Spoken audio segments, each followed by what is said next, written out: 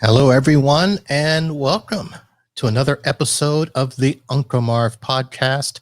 I am your host, Marvin B., and we are here Saturday, June 6th. And I have a very, very special guest with me today. I have the Zech with me, Karen Lorenz. Karen, how are you doing? I'm good. How are you? I am good. We've already got some people joining us. Hello, Greg. And this should be a very, I think, anticipated episode. You have a lot of fans. Did you know that? No. Oh, my goodness. So, all right. So we were talking just a few minutes, and folks, this is probably the first time I've talked to Zech since 1989 or 1985. Gosh. Does that sound about right? Maybe a little bit longer than that. Maybe at church. Longer? Yeah, maybe at FBI. Beyond. Did you? So I stayed. Let's see. That summer, I didn't leave until August. So you were still going there then? Yeah, I still was going there off and on when I come back from college until I moved to Orlando. So that would have been 1992. Okay. Well, 92, I had spent 89 to 92 in Carolina. So, check out the stream there. Everyone is a fan of the Zech. Oh, and little Miss Husky. Yeah, my Bets. Hi, Bets. All right. So why don't we start with that? So let's go back to, of course, we, have documented high school at Satellite, but you were telling me that there's a lot of things that people don't know beforehand. Yeah. And for instance, I didn't know that your mom worked for the school board. For the school system, yeah. She was a guidance counselor first and then a school psychologist. So she knew what was going on everywhere. All right. And my first question is, did the schools really need psychologists back then? Well, what she did was the testing for gifted and then also for kids that maybe weren't doing well.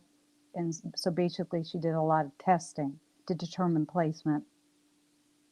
Was she part of the testing for the gifted program that got me to go to Surfside for 5th and 6th grade? I don't think she was a school psychologist at that point yet, but I know she was part of it when I got tested for gifted in 9th grade in order to go into gifted geometry. Because I wasn't doing well in regular geometry and I wanted to be in the gifted class because they didn't do anything. So were you on the outside looking in and thought the grass was so much greener? Yeah, I knew the way to work the system. So, all right. Now, were you born and raised in the beach area? No, I wasn't. So you were a transplant? A transplant. I was born in Michigan, and I lived there near Detroit until about the age of 5. I went to kindergarten there, and then we moved to Satellite Beach. My father had a job at Harris. He's an engineer. And so we moved down and we lived in Satellite Beach. Originally in a house that was very close to where Chris Snyder lived. And of course, by the time we moved out of that house, he hadn't moved into his house yet. Okay. But then we moved to DeSoto and we lived in DeSoto. Oh, stepped it up. Yeah. So we lived in DeSoto. And I had some interesting neighbors there. Barry Mayhew lived a couple of houses down from me. And then Susan Tillman lived behind me. I could see her house from my backyard. The Williams sister, Judy and Jill, that some people may remember, lived 2 houses down from me. And Judy and Jill. Yeah. They weren't in our class. Were they? No, Judy was a year younger. I think Jill was 2 years older, but they were both scorpionettes and very popular. And then never knew it, but around the corner, eventually, Nick Zoakis lived. The goose. Yeah, the goose. So, and that's where we lived. And that was until sixth grade. But I had an interesting elementary history because I started at Surfside Okay. for first and second grade. And that's where I met people like Stephen Powell, Wendy Morrison, Melanie Ryder. They were all there. And then my mom wanted to take me to school with her. And so I ended up at Sable Elementary. That's over in Melbourne. Across the Intracoastal? Across On the the mainland? Intracoastal, yes. That was third grade, and that didn't go so well. So then I ended up for fourth, fifth, and sixth grade at Sea Park.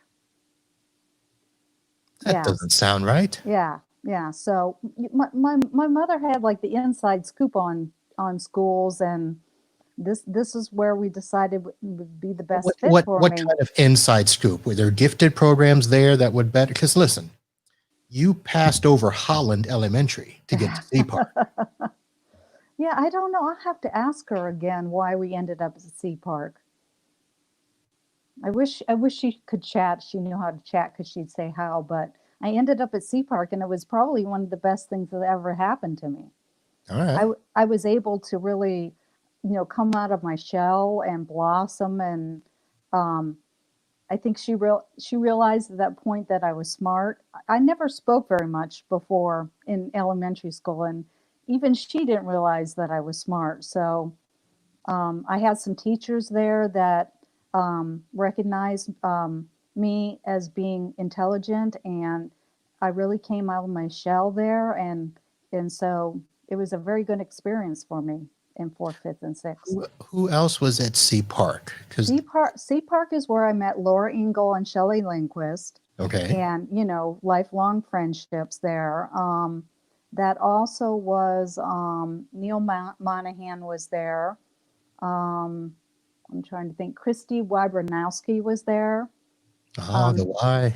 Yeah, Jeanette Williams. Ed Sides was there. Angel Pacheco. Wow, a lot of people there. Mm-hmm. Patrick Rang was there. I'm just trying to think in my head who lived over in that area. I know that let's see, David Kelly was close to there, but did he go there? No, he didn't go there. So David Kelly, Eva Long. Eva Long, yeah. Or did Eva Long go to Holland? I don't know. I don't remember. I don't think so. I went to Holland, and I'm trying to remember. I mean, I think I remember like Albert Wooten. Does that sound right? Albert wasn't there. Not that I know of. Okay. No. I remember getting in trouble for snapping bras. I won't say her name. Oh dear. In elementary school? Yes, elementary school. Oh my goodness. Yes. I was, they threatened to suspend, not just suspend, they were going to expel me. Oh my goodness. I got in trouble for stupid stuff there. I got in trouble for doing somersaults in the lawn jump pit. I got in trouble. Stupid little boy things, right? Yes, little boy things. Yeah, but the biggest, was meeting Shelley and Laura there because they were, lifelong friends. So. All right. That Speaking was good. of lifelong friends. But I referred to about singing before we got on was that in sixth grade, I became part of a singing group. And that's the first time I really sang. And I sang with Neil Monahan. So I got to sing with him before you sang with him in whatever production you were in with him. You know mentioned about that before. Yeah. Well, you mentioned it on one of the podcasts. Okay. I did, yes. So I don't remember when that was. I think it was 6th, 7th, somewhere in there. You said seventh grade, yeah. And see, I left seventh and eighth grade. We moved to New Jersey, and so I wasn't here for seventh and eighth grade. I came back halfway through eighth grade at Delora. So that's actually when you and I met. At Delora? at Delora, midway through Ninth eighth grade? grade. Midway Midway through through eighth eighth grade. grade. Yes. Okay. All right. So, okay. So forgive me because this Yes. happens to me all the time. So I don't remember meeting you.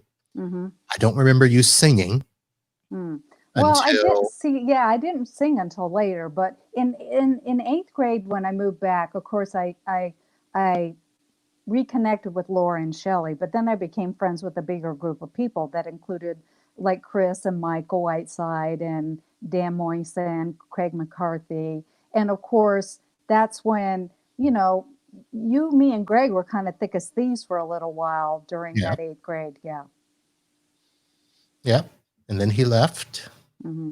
He left and in you 10th. stayed smart. You got smarter, I think.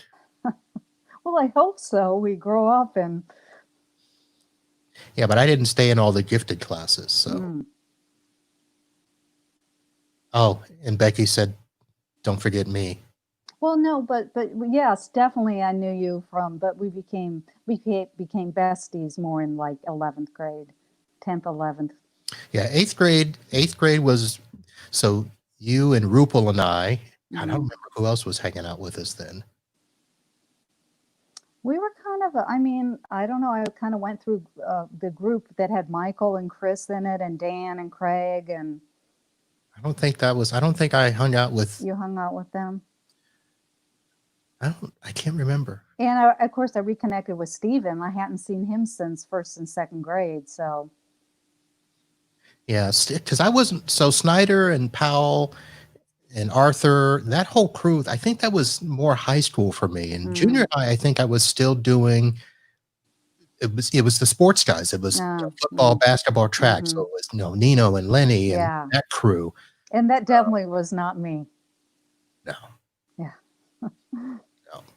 So, all right. So enough down that memory lane. Yes. What's happened? So since we didn't talk from 85, 92 until recently, what's been happening since? Tell us about life. You got married, got a nice job. Basically, I became a pharmacist at University of Florida, and I got a job down here in Orlando at Orlando Health. And I've been with Orlando Health now, it'll be 28 years. So I don't really move around a lot. And 28 years. 28 years with the same company. And I got married. I've been married for, it'll be 26 years this year. We have a son who's 17, and I have a wonderful stepson too. And we pretty much live in the same area that we've been in. So I don't move around a lot or make changes. Wow. So you're outside of Orlando. And, yes. So you're in that Lake Mary area. Yeah. Heathrow. Yeah. We're about halfway to Daytona Beach. Okay. Near Wekiwa Springs. Yeah. All that area. See, I know that area. Probably passed you a couple of times going to some clients. So I have a client that is in Deltona. That's very close. Yes. And then Maitland is where my other client is. So we'll have to do coffee. Yes. Wendy, I'm at OH2. I did not know that. Okay, so I should have found out. So my sister had to go to who runs the hospital. So when my sister first had Aiden, my first nephew, she had to do an emergency C-section. He was a preemie, and she had to be taken from Melbourne to Orlando to, it's not the Children's Center, she had to go there to get the... Well, we have Arnold Palmer. That's Arnold Palmer. That's where she went. That's part of our hospital system. Yeah. All right. So she went there. And that's where I had my son. Okay. All right. I'll tell her that. Yeah. She'll hear this. She'll text me later and tell me all about it. Yes. So, all right. And now I want to ask you a personal question. You can decide how much you do and don't want to tell us. Okay. So 5 or so years ago, you Mhm. had a stroke. Yes, I had a massive stroke 5 years ago. What happened? Um, well, people often ask me, were you having problems beforehand? And the answer is no. I'm a very healthy, take care of myself kind of person, perfect labs. And it just kind of hit me one day. Thankfully, I was at work.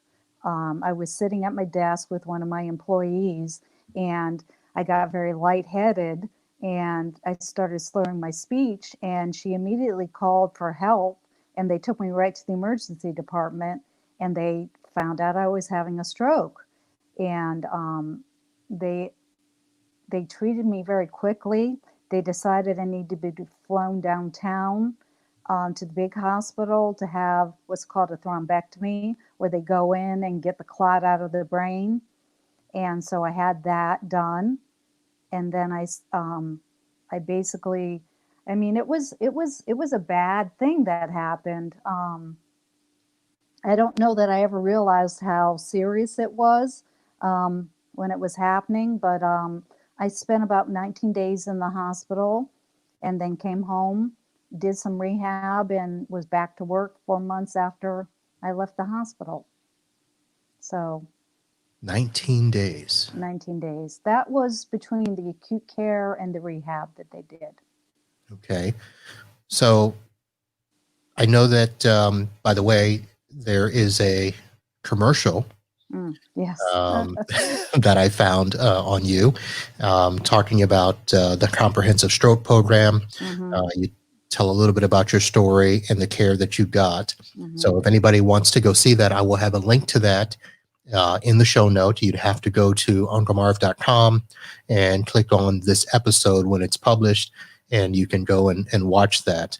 And not only that, but you've done apparently a lot of things for them in terms of commercials and Well, yes, appearances and stuff. they had wanted real patience, because often they use actors in commercials, and it doesn't come across as very realistic when they do that. So they wanted real patience. So I Right. volunteered because they had taken really good care of me. So I wanted to give something back to them. So I volunteered to do this. Little did I know what it would become.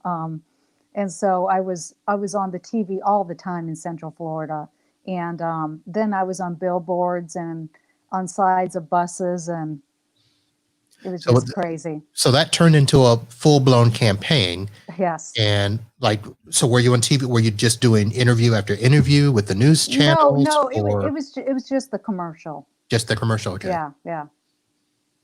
All right. Well, here's the thing. You said that it, didn't come across as real because it wasn't. I mean, No. actors can't, Right. yeah, some of them are good actors, but Yeah. unless you've been through something, Hmm. you're not going to really know the true feeling, Right, and right. emotion that goes with it. And I know that your commercial, it's funny. It's, you come across very polished. Let me first say that. Mm. They did a good job of editing. Of course. But you can still see the rawness Mm. in you telling your story. Hmm. So that's something that needs to be Well, said. yeah, it definitely was a very traumatic event because it's something you just don't expect. I mean, I was 48 years old and, like I said, perfectly healthy, and it was just such a shock. I remember, my mother had to go pick up my son that day from school, and he just said, "Is it my mother or my father?" I mean, he just knew, but it was such a shock to so many people that it had happened, and certainly, of course, to me, Right. living through it. But I mean, I have to say that um, I thankfully was where I was when it happened and got treatment very, very quickly. Um, if it had been 15 minutes later, I would have been on I-4, and who knows what would have happened to me and possibly to other people on the road. So I'm very thankful for that. Um, when it happened. But I think, people tend to think, well, I was so young to have it. But I think we're seeing more and more that it can happen at any age. Right. I certainly was not the youngest person in the rehab unit, so um, there were much younger people that these things can happen to. So I've kind of made it, part of my mission to help people realize that it can happen at any age and what some of the risk factors for, having a stroke are. Well, when you mention risk factors, I mean, Hmm. you talked about the fact that there were no symptoms before, there was nothing that you were experiencing. Mm-mm. Is this something where, as they were explaining how and why it happened to you, that we're just learning more and more that there aren't reasons for a lot of these things? They just happen, or are there Sometimes, underlying yeah. things that can contribute? Sometimes there aren't. What turned out to be the cause of it for me was the medication that I was taking that is known to cause strokes. Okay. Basically, oral contraceptives and any kind of estrogens can cause stroke. And you weigh the risks and the benefits. But at first they thought it might be my heart, and that's really something.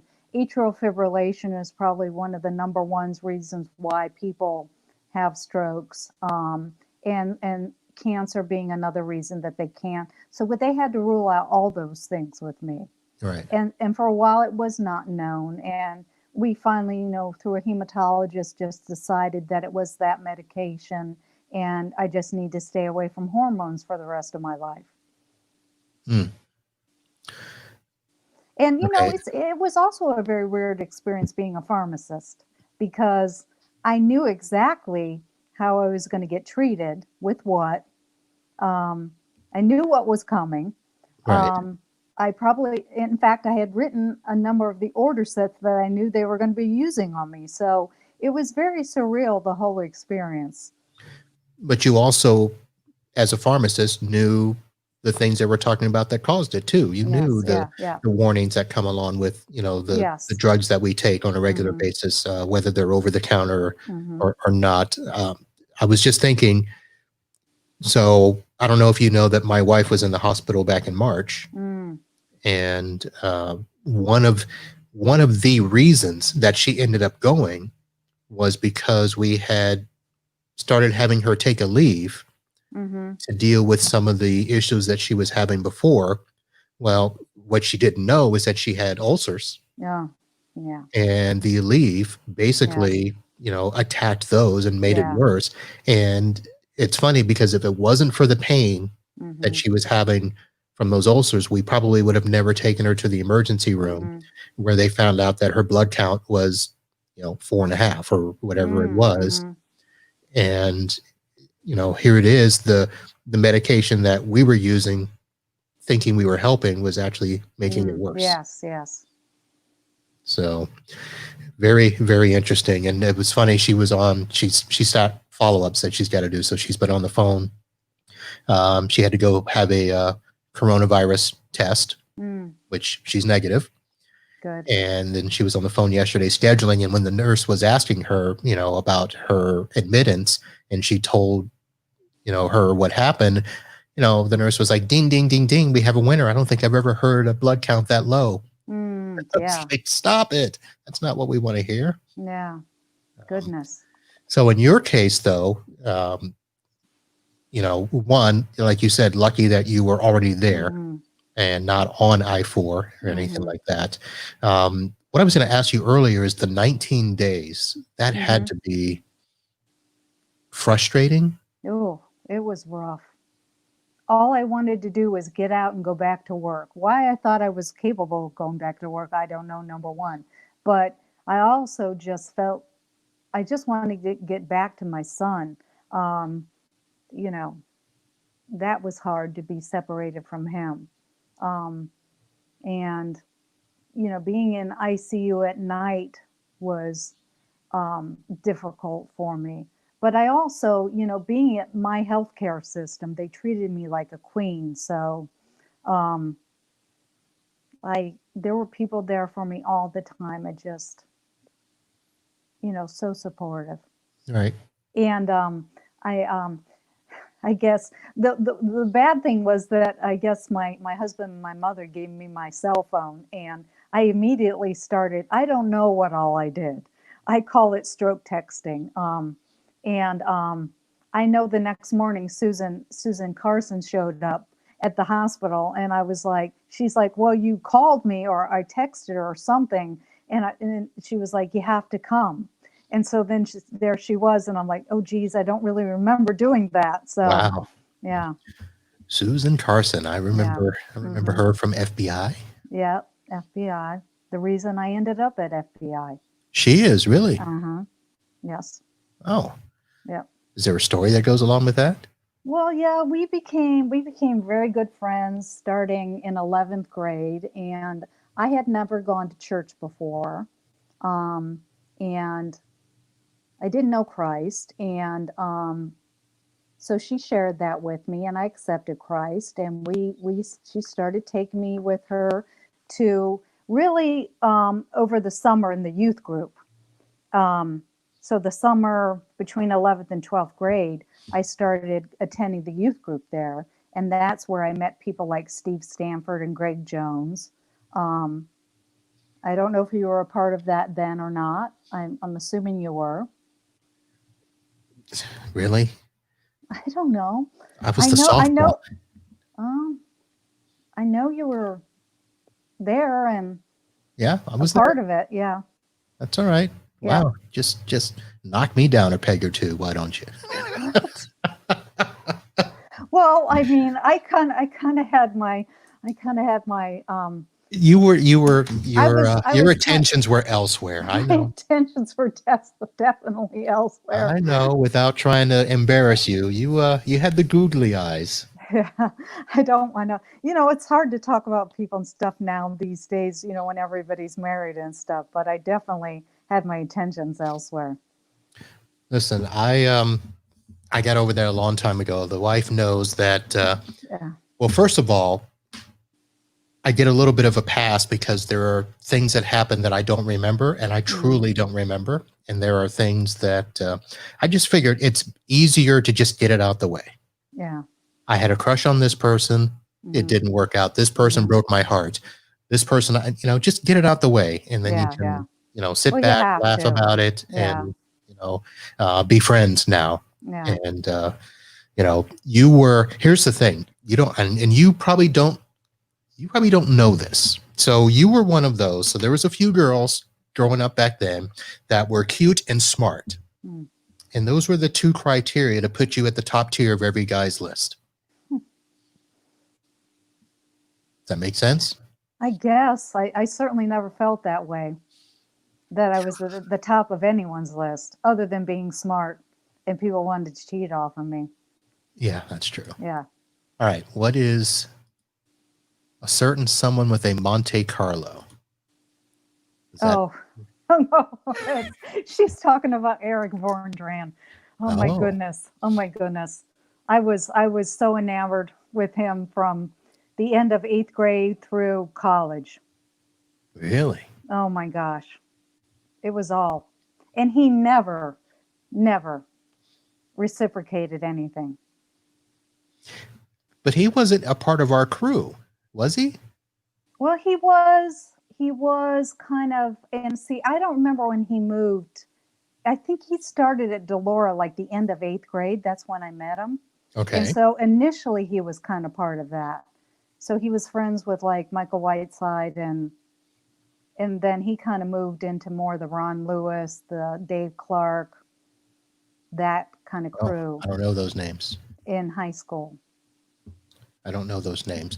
So I know, like you, me, and Greg in Delora, and he had posted earlier the Bannister gang that we set up there and board over the people there. And then I remember back when it came around towards the end of Satellite, because that's when I was running. If it wasn't in sports or student government, I was running with Snyder and Powell, and Chris Niket had the van that we'd all pile in. And I don't think you ever came with us on one of our Friday night extravaganzas. No, I don't believe so. I was kind of off doing my own thing. 12th grade, I got very busy because, I was in the, singing with I was in the treble tones, but the 10 tones and treble tones kind of traveled all over the place together in 12th grade. So I was a part of that. I was on the Jordan Marsh team board, and I got a job at Jordan Marsh. Really? So yeah. I was on the Ivy's team board. I think that's even higher up than Jordan Marsh. Oh, stop it. I think. Well, I know Really? I was working at Jordan Marsh, and then I was involved at FBI, with singing, and so I was just very busy in 12th grade. And I wasn't one to go out that much. I mean, I hung with, Becky and Susan to an extent, and whatever random boyfriend I might have had at the time, doing that kind of stuff. But I wasn't one to go out that much. Okay. I mean, I balanced schoolwork with, I still feel like I had a decent time in high school and college, but I took schoolwork very seriously. That's a shame. Yeah. Well, I had a goal. I had a goal of graduating first in the class, and there wasn't anything that was going to deter me from that. Not even Nick Zoakis. So, who was number one? Was it you? Both of us. You guys tied. We tied. Oh, that's right. I remember. Yeah. Much to his chagrin. Well, the goose, he was pretty smart, and he wanted to let everybody know he was smart. Yeah. But he didn't want to be outdone by, he always thought I was kind of, I don't know, flaky or, just. Well, okay. You kind of were, though. But here's the thing. Was that an act? Because I don't think you were as flaky as you wanted everybody to think you were. Probably so.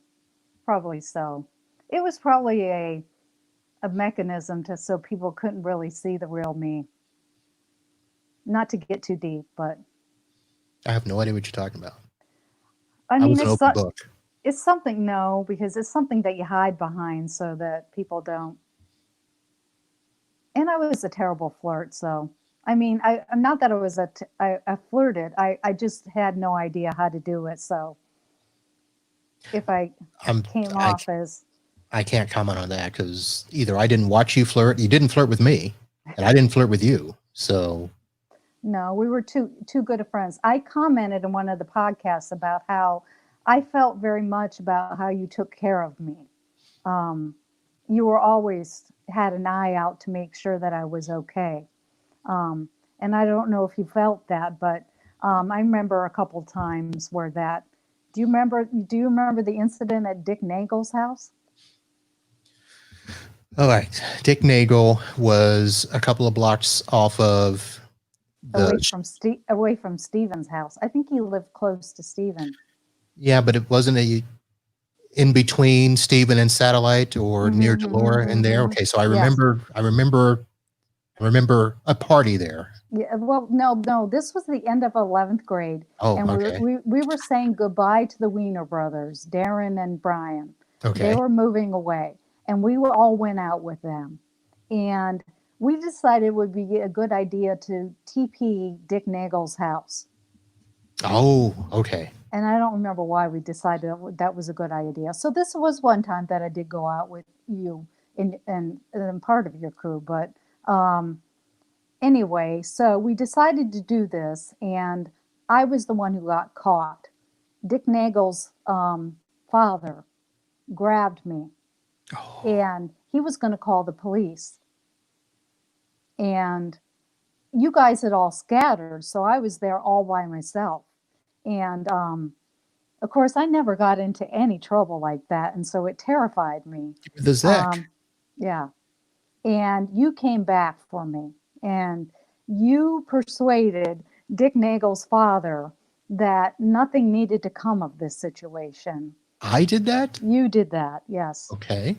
And we walked away from it, so I remember that very clearly. You're right. I don't remember that. Wow. I'm sorry I don't remember that. So I wonder how I even knew to come back if we... Well, obviously you guys all regrouped and I was not there. Right. Well, because there was always a we check-in. we all drove together, so Right. you knew that I think you guys realized that You weren't with us. I wasn't with you guys, so. Wow. And that's pretty strong if I was able to make that Mhm, persuasion. mhm. Wow. Yeah. It is simply amazing to look back at events in life. Mhm. And, I've talked to several people, both on and off air, about things that happened that you don't realize the impact Mhm. it had. Now, granted, I don't think, well, I guess if the cops had been called, who knows what would have happened, but Mhm. that would have been a blemish, obviously. Well, yeah, no, my mother would have been brought in, and it wouldn't have been a good situation. But wow, that's odd that you would remember that. And Mm. even more odd that I would be the one to do that for you. Oh, my goodness gracious. Wow. I'm glad that.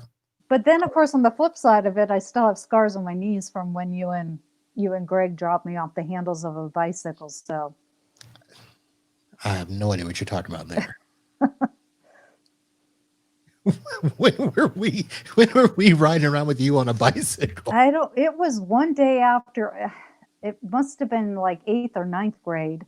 And for some reason, one of you had a bicycle, and I remember going through because I stayed at.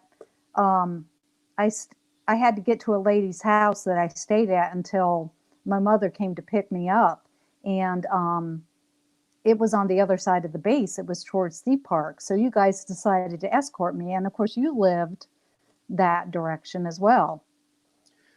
Okay, well, if it was. So I lived on the base up until 7th grade, and I lived on Coral Reef Drive. Right. So that was in your direction as well. So Okay, I don't right. know whose bike it was, that if it was yours or Greg's, but you guys decided to escort me to this place. And at one point, somebody was on the bike and I was on the handlebars, and I fell off and banged myself up really good. And I still have the scars. That had to be Greg. I was an excellent driver. I was an excellent driver. So Becky asked in the chat, she's like, who was scarier, Karen's mom or her dad? Oh, well, my dad was out of the picture. They got a No, divorce. it was Karen's mom or Becky's dad. Oh, Becky's dad. Oh, I wasn't scared of your dad. Then she responded, Karen's mom. And Greg Ruppel said it was mine. Sorry. So see, he's the one that dropped you on the bicycle. I knew Well, yeah. No, I mean, I was always terrified of doing something to upset my mother. But I was a good kid, so I didn't like to get into trouble. that. Right. Yeah. I wonder, what did your mom think of me? Because I was always in trouble. I don't know that she knew that. I think she saw you as a person that was a student leader, an athlete. No. And I think I must have related to her that looked out for me. So. All right. I'll have to get your mom on the show someday and talk about it. See what she remembers. Very interesting. Wow. Very nice. We took a left turn. I forgot what we were talking about. We were talking about your stroke stuff, and Yeah. we ended up talking about this. Toilet papering, Dick Nagel's house.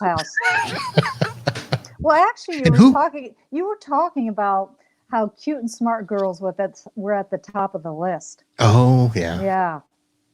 Which is something I unfortunately never took advantage of, I guess. Yeah, I'll have to go back and clarify some facts with some people, because I know that there was always a period in time where I was always helping some guy try to get some girl. And for some reason, I was never in the mix. I was always helping somebody else. I was always helping. You were the wingman. Yeah, I was the wingman. So I was helping Steve or Chris or, somebody, between you and Eva Long and the Rusum girls. Becky, yes. Mm-hmm. It was always something like that. You're in the middle of that. Yeah. I think it was because I realized that I probably shouldn't be trying to go after any of you back then. It's a tough time to date in Satellite Beach for a black man. Yeah. Yeah. It was always people, parents were always nice to me until they thought I liked their daughter. Yeah.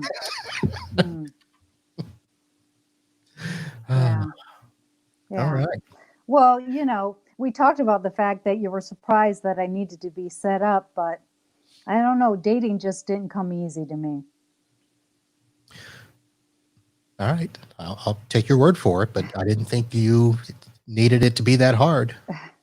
I probably didn't. I probably made it harder than it needed to be. You probably had some sort of, calculated plan that the guy had to, jump through all these hoops. And if they didn't jump, left instead of right, you probably, didn't give them a chance. That's probably what happened.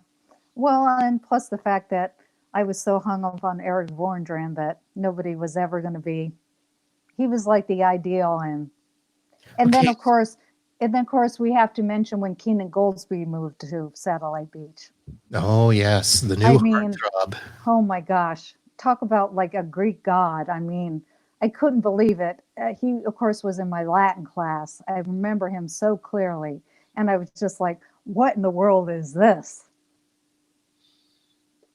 And that I just was like, that is so far out of my league, Yep. Keenan showed up and the world tilted in Satellite. Yes. I wonder if he knows that. He's got to know that. I don't know if he knows it or not. We'll have to get him on. He seems like such a humble person. But I have no idea. Because we really are, mainly our interactions were in like Latin and probably some other classes. Yeah, those are the classes I wouldn't do. I was not going to do Latin. Well, see, I had to take Latin because we moved out of Satellite Beach and they offered Latin at Satellite High. And so in order to go to Satellite and not go to Mel High, I had to take Latin. Yeah. That doesn't sound.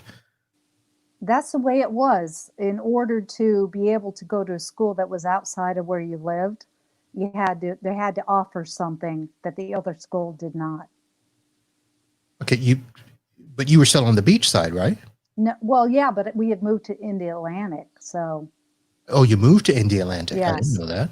We were in Indialantic until I was in 11th grade, and then I was back to Satellite Beach. But during that 9th, 10th, it was mostly, 9th and 10th, in order to stay at Delora and go to Satellite, I had to take Latin.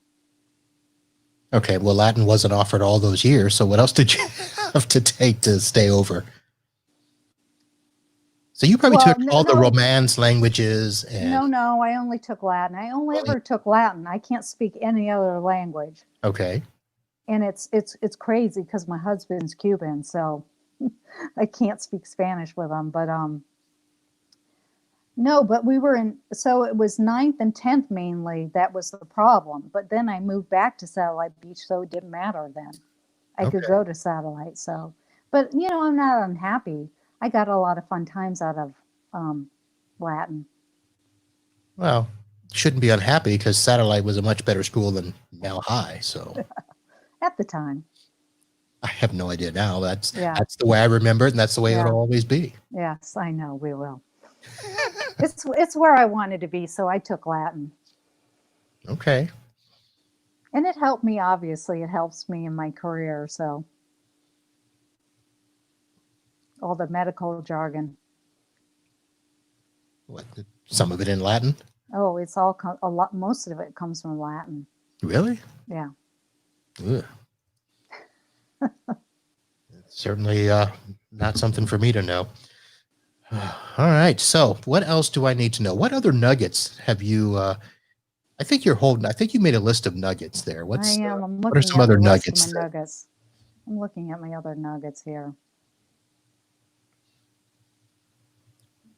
Sorry, I'm getting notifications. Wife is out shopping, so. I think we've hit most of my nuggets. Okay, well, that's good. All right. So, what is life like now? So, the stroke 5 years ago, that's Mm-hmm. where I was going to go. I was asking Mm-hmm. you about, how things were for the 19 Mm-hmm. days. And Mm-hmm. we didn't get to talk about because I wanted to ask because, my wife was only in for 3 days and, Uh-huh. had a ton of testing and stuff like that. Mm-hmm. But being stuck there for Yeah. 19, you thought you were ready to go. Yeah. But was it serious enough that you just had to stay there for observation and recovery, or were there? Because I guess some strokes you lose, Mm-hmm. mobility, you Yes. lose, Yes. you asked about slurring of speech, where some Yes. people lose the ability to speak and stuff. Mm-hmm. Did you have serious symptoms like that, or was it just precautionary? No, I did. I spent in the acute care side of the hospital was 5 days. So in critical care, and then the step down was 5 days. And then they transferred me to inpatient rehab because when I woke up from the stroke, my whole left arm was paralyzed. Okay. And so I needed rehab. And I had some speech issues.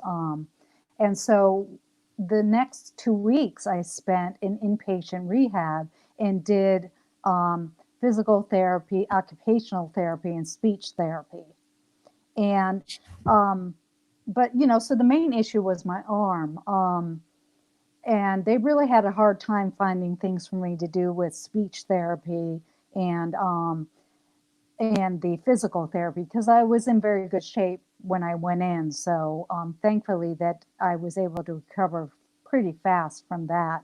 Um, so they were challenged to find things for me to do. And I was just like begging to go home. So I actually got to go home early. And then I continued rehab on outpatient basis. So, um, and did that for a while, but got dismissed from speech and physical therapy pretty quickly, but had to continue with a rehab on the arm. When I left the hospital, I still was paralyzed from the wrist down on my hand. Um, and so I had to continue with therapy there. I still have some fine motor issues that never came back in my left hand. So I still deal with that now. So there were consequences of the stroke that I still live with today. But like I said to you, if people meet me and they don't know what happened to me, they have no idea that I had a stroke. Well, and that's good. Yes. So, are you? But Go ahead. one of the things that did affect that I didn't realize until I went back to church was it affected my singing. Mm. Apparently, I had a right-sided stroke, and that preserves your speech. So I didn't lose the ability to talk, but what I lost was singing. So people that have left-sided strokes, they can't talk, but they can sing, which is just fascinating to me. Um, and so I had to basically relearn to sing. I didn't know. I thought that speech and singing would have gone together. So they're Mm, split on the lobes. apparently so. Hmm. Yeah. And so I basically retaught myself to sing. And then last year, I rejoined the singing at the church and have been able to do that. So I was very happy with that. So how big has singing been in your life? Because you've mentioned that a few times, and Mm, like I said, you know outside of the 1 year at FBI, yeah. I don't remember you singing much because I think you were in the 10 tones and treble tones and all that the year I wasn't. Right. So Yes. tell me Yes. about the singing part of your life. Well, singing is really important to me. I enjoy it very much. Music has always been a really big part of my life. That's something that my mother and father always had music playing, and so I grew up with all kinds of different music, and just always loved, singing in harmony and doing that. And I didn't really do it all that much when I think about it. There were periods in my life where I was very, very active in it. Um, and then there were big periods of life where it didn't happen. And, every time I would go back to it, it was like, oh my gosh, I miss this so much. But it just brings me such joy to be able to do it. So it's definitely something that I'm glad that I'm back into at this point in my life. All right. Well, outside of the 10 tones, treble tones, I'm sorry. Yes. I didn't even know there was a treble tones. How sad is that? She decided to do that, the music teacher that year Oh, that I okay. tried out for 10 tones. So it was kind of a new group. I don't know how much longer it lasted after Oh, okay. 10 tones. All right. So I'm not an idiot then. No. I don't remember that. Yeah. And I think at FBI, so were you there the time that we went for competition? I remember a competition, yeah. And we went, and when we got there, so Mr. Stanford, Steve's dad, was the leader. Yes. And I remember we had some songs that we loved that probably would have been awesome. And he decided to go with a different set of songs. And then we heard the groups that were there, and the ones that won were like, we're better than they are, but we chose the wrong songs. Were you there with us for that one? I seem to remember that, yes. All right. Yeah. Good.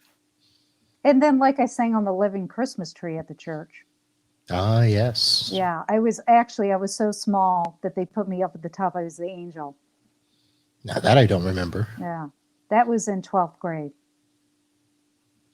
I don't think I did the Living Christmas. I think I did it 1 year earlier, and I said, no, I can't do that.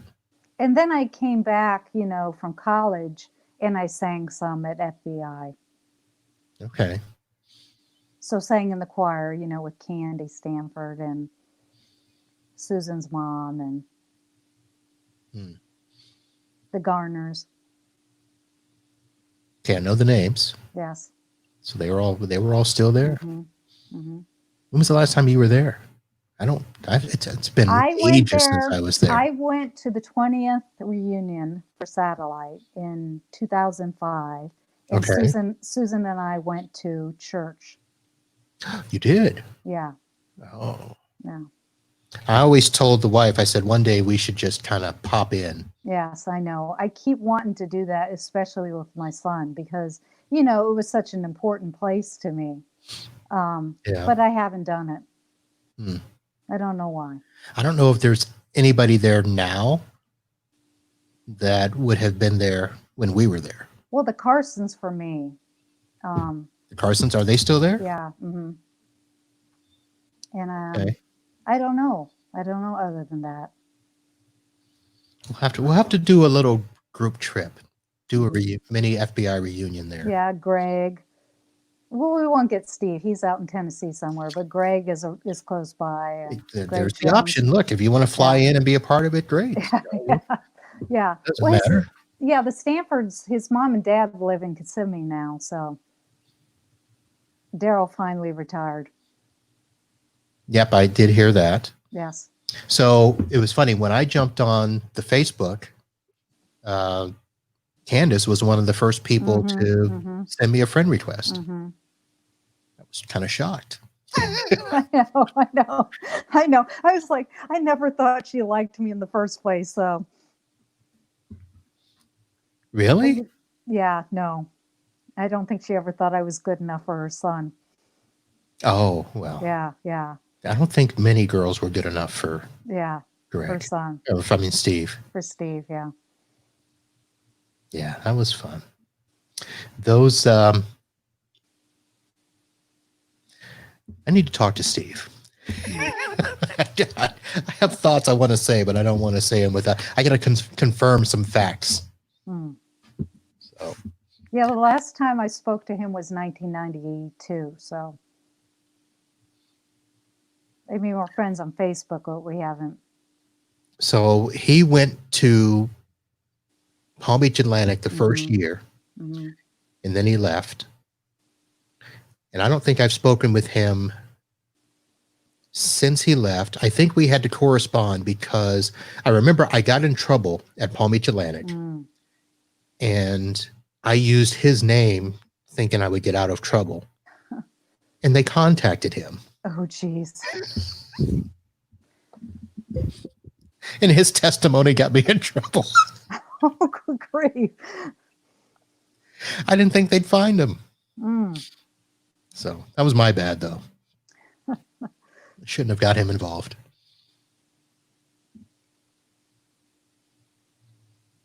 You're smiling like. I'm only trying to imagine what you were up to. So Greg Rupel writes, The Living Christmas Tree with Donna Shrewsbury. Donna Shrewsbury wasn't at FBI, was she? I don't remember her being there, but she could have at some point. Well, Greg, so that was junior high because he was gone by senior. I didn't go when he was there.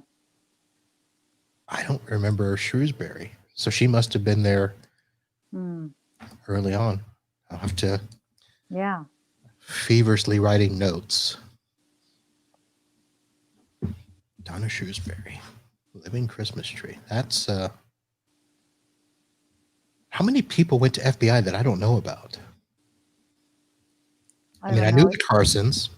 Again, my focus was very narrow. The Julichs, Steve and Greg. Yeah. Do you remember the Claires? Dan Clare? I don't know.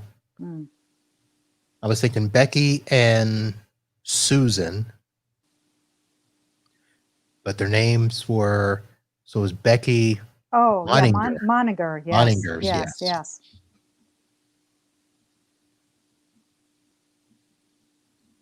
Yeah, I need to know more names. So Greg writes before Karen. So Shrewsbury was there before. I did not know the Shrewsburys were there. All right. So we had started to talk about life since the stroke and what you've been doing. And since you've become almost famous around Orlando, what else has been happening? Well, obviously, besides you working out with your kid. Working out with my kid? Yeah, and posting that on the Facebook. When I can get him to work out. I mean, I work out pretty much every day, but getting him to work out, getting a 17-year-old to do something with his parents is challenging to begin with. But, obviously during this pandemic, I've been very busy at the hospital dealing with all those issues. What, so would you have people, outside of, just the regular dealing with work and adjusting that way? Did you have a ton of people like calling and asking for special medications and all of these instructions during the COVID? Did you deal with specifically, but we were bracing for a huge influx of, a surge of people to come in with COVID and be hospitalized. So dealing with all that and trying to figure out how we were going to operationalize dealing with this surge of people that were supposed to come. I mean, thankfully, we did not see anything like New York City saw. And overall, as a health system, we did not see. I mean, I think we peaked at like 54 around April 3rd or so in the whole Orlando health system.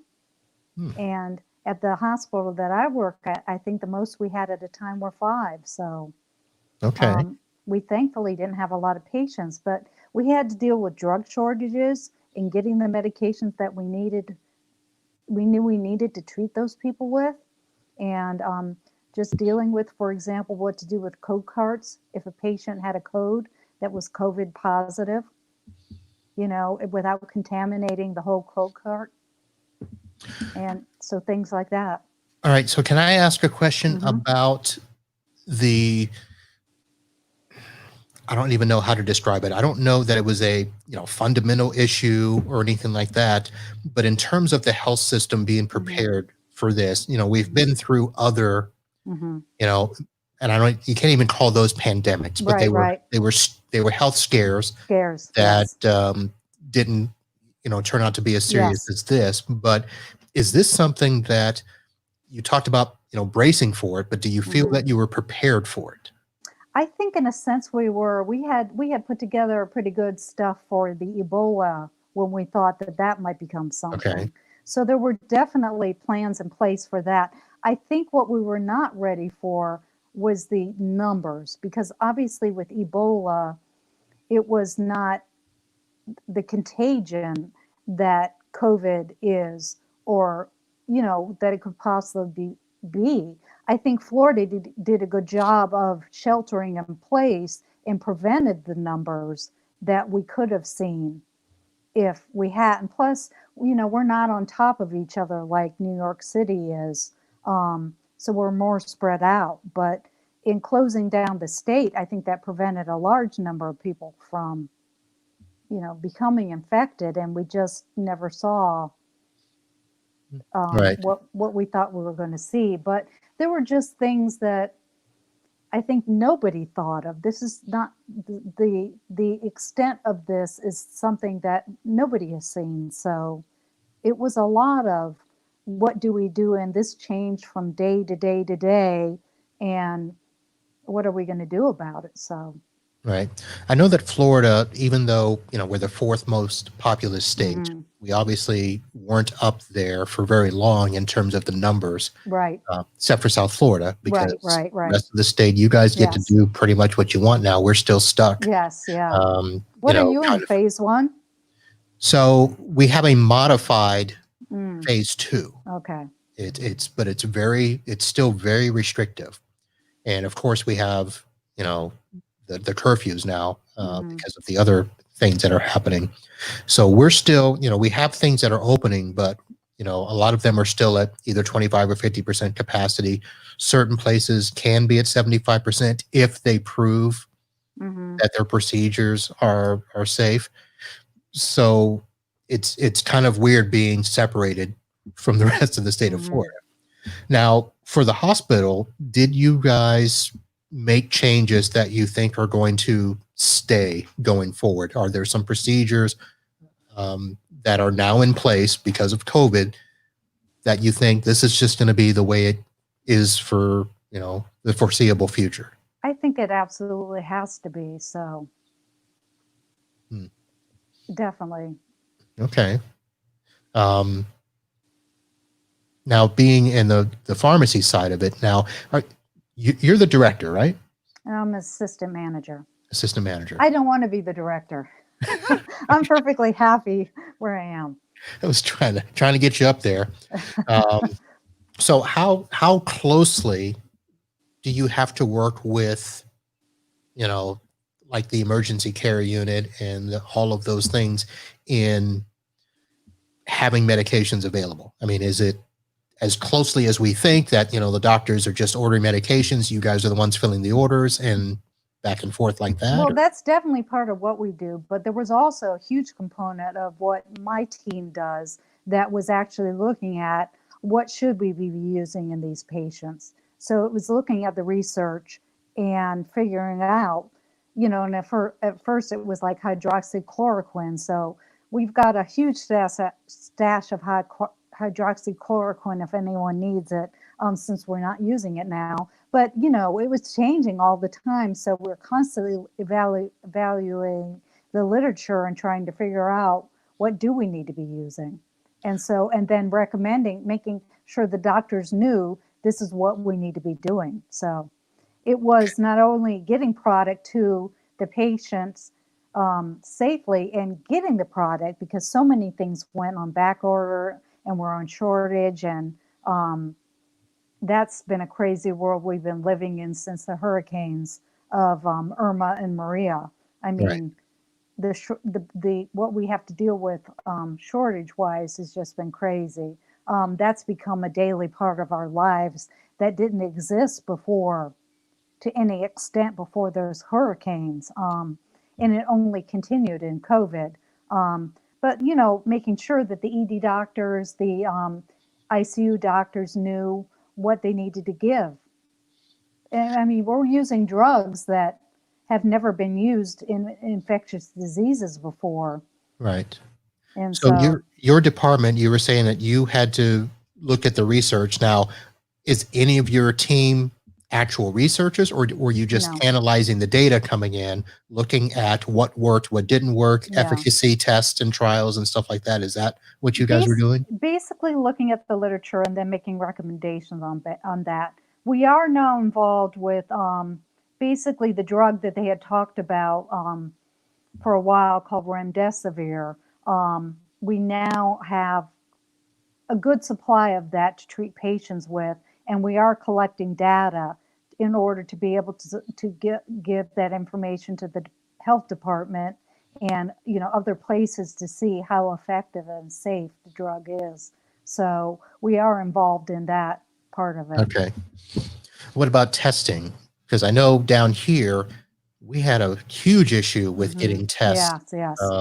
We actually had we even had test units and masks that were supposed to be for medical and law enforcement redirected other places. Did you guys have any of those types of things, or how was testing? We never had PPE issues, thank goodness. But what was so scary in the beginning of this was the testing was taking like a week to get back.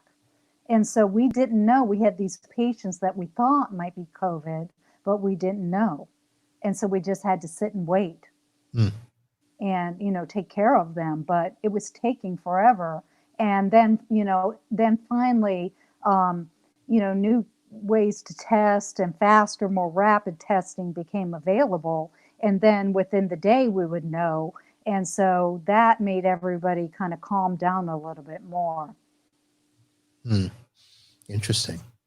So these were like inpatient people that you had to wait? Yeah.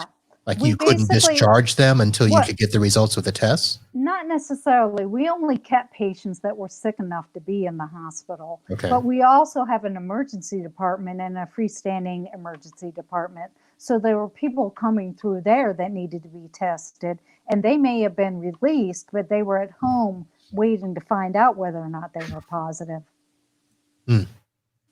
But that was the case for everybody. They were all waiting to find out were they positive or not. And of course, as a supervisor of people, there was the managing of the fears of the people that worked in the hospital and whether or not they were going to get exposed. And, sending my team up to round with doctors up on units where there were positive patients. So there was the managing of all that and staying calm and. Right. So how was it for you? I mean, you're one of the managers. You got to, stand firm and, command the troops and stuff. I mean, how was that, for you personally, having to do that and then worrying about yourself? I don't know. For some reason, I was able to deal with it. It just was like, something I felt like it was my responsibility, and I stepped up to the plate to say, I'm going to remain calm, and I'm just not going to let this get me. Obviously I was worried for my own health and, bringing something home or one of us getting it and the whole family getting it, me getting it and spreading it to the people in my office, that kind of thing. But I just was able to kind of step above it and say, this is my job, this is my responsibility, and I'm going to take care of things and get it done. And that's what I did. Doing meditation twice a day and a lot of praying also helped. All right. How are things now? I mean, you asked if we were in phase 2, but how are you guys now with your, because you guys are closer to phase 3. We are. The bars reopened on Friday. The only thing I wanted was to get my hair done. I mean, I really don't go out that much anyway. I'm not a big fan of eating out. And in that sense, it really hasn't fazed me at all. It's gotten very, very busy at the hospital, though. Not with COVID patients, but with the backlog of surgeries that didn't happen during put on the hold. COVID. Yes. Right. So that's been extremely busy. And so that's a whole new set of issues that we've had to deal with. Interesting. That's right. Yeah, that happened all down here. And one of my clients is a dermatologic office, and they actually will do surgeries for skin cancer and lesions and accident repairs and stuff. And all of their elective surgeries, got put on hold. So they're back up to full strength. I say that now on a rotation. They still can't. They still can't have more than 10 people inside the suite. That they're still making patients wait outside until their actual appointment. They have to call and that sort of thing. So it's still a process, but they're doing it. All right. So you called out a lot of names earlier. I didn't get to write them all down, but is there anybody else you want to call out or do a shout out to while we're here on the air? I'm looking at my names. I think I mentioned everybody. I hope I didn't miss anybody that feels like they should be called out. I put a name down here. I don't know who it was. You can't read your own handwriting? Well, I was scribbling and trying to look at you while you were making a very important point. So, but so Judy and Joe Williams, I don't know them. Their names don't ring a bell to me. And I'm sorry if they know me and are going to, curse me out later, which some people do. But everybody else I knew. I was kind of shocked that you live that close to some people. And I did not know Carson brought you to FBI. I should get that. I should reach out to them. Susan Carson. What was her brother's name? Brian? Brian. Well, and of course, Susan and I went on to room at UF and were together for 3 years until she left me. I wasn't going to talk about your days at UF. What do you mean she left you? Well, she graduated early and then she went off and got married. And I still had several years of pharmacy school left. So, but of course she wanted to stay for me for that. Several years. How many years did you have to go?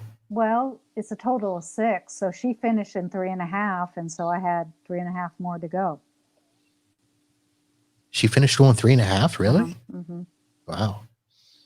So you did the 4 for your undergraduate and then 2 for the pharmaceutical stuff? It's 2 undergrad and then 4 for pharmacy school. Oh, 4. Yeah. Wow. But they don't have pharmacy school at FSU, so you have to go to UF. Oh. All right, so I guess I'll forgive you for that. Did you really know that that's what you were going to do going into college? I was going to be an astronaut. Yep. Where did that come from? I always wanted to be an astronaut. Really? Yes. So I was going to be an engineer. That's what I started. Oh, and that's where, I didn't mention that. I mean, Greg, of course, knows it, but that's, he went to UF that first year there. Right. And a lot of us did. There were like 60 or some of us there. It was like being in high school. But I walk into my Calc 2 class, which is like later in the day, not with like any of my other classes. And that's first semester freshman year. I walk into Calc 2 and who's sitting there? Greg Ruffel. Really? Yeah. So that was like, blow my mind. And then he was gone again. He was gone. Wow. Astronaut. Yeah, an astronaut. So I was going to be an engineer and I was going to be an astronaut. And then I decided I didn't really like the math classes. I was like, I can't do, 6, how many years of math like this. And I met a girl in the dorm who was taking all the same classes as me and she's going to be a pharmacist. And I said, I can do that. And so that's what I did. Okay, that's just like that. Flip the switch. Well, because I always wanted to it was always between that and something medical. And where I really wanted to be a biomedical engineer, but they didn't have that program at UF. And explain that. What is a biomedical engineer? Biomedical can be any like artificial limbs. They can be kind of what I wanted to do as far as being a mission specialist on the shuttle, how they brought plants and stuff up there. So it's anything biology related. So That's what you wanted to do? You it's wanted to go to the space station and I okay. wanted to be on the space shuttle and be a mission specialist. Okay. Wow. Yeah. I still say I'm going to be the first pharmacist in space. Well, you just missed the launch. Yeah, I know. There'll be another. The guy who just went up is 52. I'm like, there we go. I could still go. What's Becky say? She said, "Didn't you intern at NASA?" I did. I remember being interviewed by the FBI on you. Yes, I did. I did the summer before I went to UF. I worked at NASA. Lynn Tuning and I. Okay, you're going to wait till an hour and 15 minutes and mention that? You worked at NASA? Come on. I worked at NASA. I worked on the shuttle. Yeah. Shut up. Yeah. Talk. Yeah. Don't be hiding stuff from me. Sorry. I worked with the team that was on the biological systems. And so we did everything from like the potable water, the oxygen systems to the toilets. Remember how much trouble they had with the toilets on the shuttle? So we did all that. I used to get to be able to go at all the different stages of where the shuttle was. We'd have to suit up, it was sterile environment. I'd get to go. I sat in the commander's seat of the shuttle. I had access to all of that. I got to be on the launch pad. I was there right up there as close as you can get for the launches. It was fantastic. Wow. I know. Just gonna slide on by all that. Lynn Tuning and I drove together every morning out there to NASA. Lynn who? Lynn Tuning. Do you remember her? She was a year behind us. Tuning? Tuning. Mm-hmm. Okay. She went to MIT. No, didn't know that one. So, wow. I remember after Challenger, I remember, of course, half the country probably did some sort of special report or research on them. And I remember doing a whole bunch of research on the shuttle stuff and learned all about that. And of course, the tiles and all that. But wow, I did not know that you had actually worked there with the shuttle program. I'd have called you up. Yeah. I was supposed to, I had signed a co-op with them and I was supposed to, they were paying for part of my education. And when I decided not to go through with it, it was kind of a big deal. Did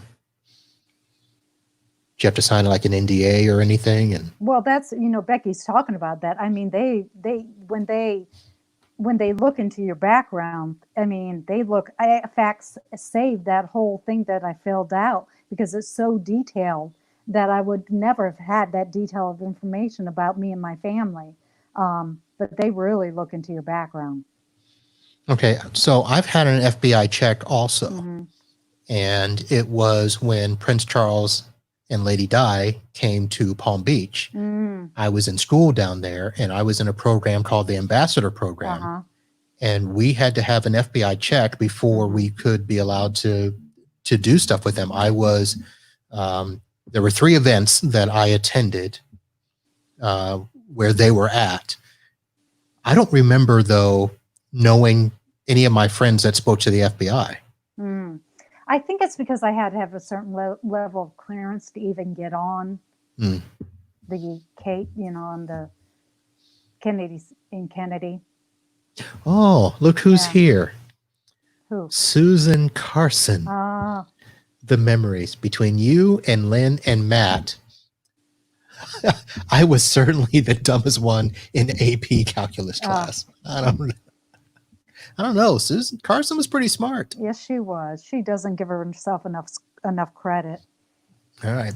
So Carson, I don't know when you popped on, but you got to go back and listen. We talked about you earlier in the show. We won't go back and revisit that, but go back and listen. No comment there, Zech. She's talking about Matt Horsfield. I don't know if you remember him. I know the name. Yeah. We sat right in a circle in AP Calculus together. I don't think I was in that class. Mm. What year would that have been? 12th. Mr. Tweet didn't think so. Mr. Tweet. AP Calculus. I had to have been in that class because I remember having to take advanced classes for calculus when I got to Palm Beach Atlantic, and I was upset. Trying to think if it was, because I can't remember if I took calculus 1 there. I think I had to skip it, take calculus 2 and 3, and abstract algebra. And if you were able to skip Calc 1 in college, then you had to have AP'd out of it. Probably. Yeah. I just don't remember who all. I sat in the very front of the class, so I don't remember who. Yeah, by that time I was sitting in the back. I don't know how I was stayed in those classes because I certainly wasn't as smart as the rest of you guys. Somebody else who doesn't give themselves enough credit. There's different kinds of smart. You mean different levels of smart? No, I think there's different kinds of smart. I was book smart, but I wasn't anything else smart. Just ask Susan. I had no common sense. No, you had common sense. You just chose not to use it. But why? That was a choice in and of itself. Why? Like I said, I think that you had this convoluted course of action that the stars had to align for certain things to happen with people in your life, which is odd trying to figure out how I fit in there all those times, because you and I were not on that same smart level. Well, you had to be, because I don't know that I was would have known a jock. you. I was a jock. I know, but you went through all the different groups. You were popular. You were cool. You were part of the nerd group. I was part of the nerd group. I was probably their most popular member, but probably. Yeah. I don't know. Rusum probably would be up there. Yeah. Who else was in that group? But when you think about people like Arthur Copeland and Albert Wooten, and then me sitting next to them, I mean, it must have just made their day. Because we used to hang out at Stephen Powell's house all the time. You were there too? Oh, I was there. See, I didn't have any way to get home after school because my mother worked and we lived in Indialantic, so I had to go somewhere. So so you were there, okay? Because I didn't like hang out after school there. I would go there in the afternoons, and people would come and visit. It was usually Stephen and I hanging out, and then other people would come and visit. Right, because I wasn't there during the week. I was too busy. I would come on the weekends, but you weren't allowed to go out with us on the weekend. That's probably I was not allowed pretty much out of the house on the weekends. So that's right. Until I had my own car, until I had Susan's car. Susan driving me around and started dating some. Yep, because you and Marcus couldn't go out with us. Mm-hmm. We ended up with Moose Wellman. Speaking of, you had a picture on, what is it, the TBT thing, the throwback Thursday, right? Mm-hmm. So understand this, or answer me this. You, Amy Wellman, and Catherine Dethorne. Yes. How did that happen? That was Latin. We were all in Latin together, and we went to New York City for the National Latin Convention. I know the nerdiest thing of all, but it was one of the best times I ever had. We went to New York, and we stopped in New York City, and there were a whole bunch of us there. Stephen Powell was there. Eva Long was there. I'm sure I'm forgetting some people. Kirby was there. And it was just the best time. Because here's the thing. I knew the three of you. Mm-hmm. Never together. Mm-hmm. Dethorne lived around the corner from me. Mm-hmm. Moose Wellman was somebody we let hang around. I don't know why. Oh, and she's just hysterical. Well, of course she is. And then you, and it's like, I don't remember ever, of course I wasn't in Latin, so that would make sense. Mhm. But Amy and I got really close because of Latin. Okay. Mhm. That was just, I just saw that picture and I was like, wow, it's amazing who knew who back then. What did Susan say? We owe that to Sam. He bought the new car for himself, but Nancy made him let me drive it. Oh, she's talking about the car, the Rabbit Yeah. Diesel. Well, that was my car, the Rabbit Diesel, but Susan had a Celica, so we were so cool driving around in the Celica. Wow. But yeah, I had a diesel Rabbit. That was some car. We're lucky we ever got anywhere in it. Really? Was that bad? But I was so happy to have a car. I didn't have a car. I had a moped Mm-hmm. that if you had ridden on my handlebars, I'd have dropped you. I would have had more scars. Do you really have scars still? I have That can't be scars on right. my knees, yes. No. I know exactly what the scars on my knees are from, and there's a set that are from that. Because I was pretty much full grown by then. All right. Blame those on the Rupel. Not on me. All right, Zech. Well, we've had a nice little chat here. We'll have to come back, because now that there's stories that you were hiding from me with NASA and stuff, we'll have to chat again about all that, and chat about the cars and dating and all that stuff. Zech Part 2. Zech Part 2. Yeah. That's what happens, there's so much time that has passed and so many things that have happened, and you just can't get to all of it. That's Mostly true. my fault, because I didn't stay in touch with a lot of people. That's why we're doing the show. So, all right. Well, thank you for coming on. I'll go ahead and sign off here. So those of you that are watching live, thank you very much for being here. Greg Rupel, Husky, Carson. Who else was on? Wendy was on earlier, I think. And I'm sure we'll hear from others as they remember the stories that you talk about. So we will be back in the future with Zech Part 2. And you will be able to replay this live on the Facebook or on the YouTube. That's where the link will be. If you go over to unclemarv.com, you can get the audio version of the podcast and listen to it, as you're driving, as you're jogging, doing whatever, or you can go watch the video version over on the YouTube. So thanks again, everyone, for watching, and we'll be back soon with another guest on the Uncle Marv podcast.